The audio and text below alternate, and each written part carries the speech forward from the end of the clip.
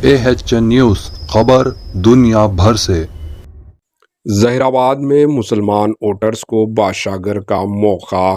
Chief election commission نے کل شام ریاست تلنگانہ کے 119 اسمبلی حلقہ جات کو فائنل لسٹ جاری کر دی، جس میں حلقہ اسمبلی ظہیر آباد میں جملہ ووٹرز کی تعداد 2,64,732 ہے، جس میں مرد ووٹرز کی تعداد 1,33,312 اور خواتین کی تعداد 1,31,419 ہے، جس میں مسلم ووٹرز کی تقریباً 73,000 سے زائد بتائی گئی ہے، جس کی وجہ سے حلقہ اسمبلی ظہیر آباد میں مسلم ووٹرز کا موقف بادشاہگر کا ہے، اور اس طرح دوسری بڑی تعداد SC مالا اور مادگا دونوں طبقات کے 63,000 سے زائد بتائے گئے ہیں، اور اس فائنل ووٹر لسٹ میں 25,249 ووٹوں کا اضافہ ہوا ہے۔ بتایا جاتا ہے کہ فائنل ووٹر لسٹ میں مسلمانوں کے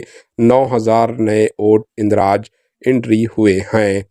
پرانی ووٹر لسٹ 2,39,483 تھی۔ واضح ہے کہ حلقہ اسمبلی ظہیر آباد 2019 میں SC جنرل کے لیے مختص کیا گیا، جہاں پر ڈاکٹر جی گیتا ریڈی نے 2 مرتبہ کانگریس پارٹی سے کامیابی حاصل کی تھی، اور کے مانک راؤ 2018 میں BRS میں اپنی کامیابی درج کروائی تھی۔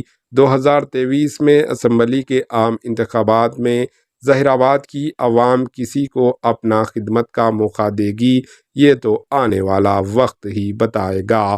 Bureau report AHN news.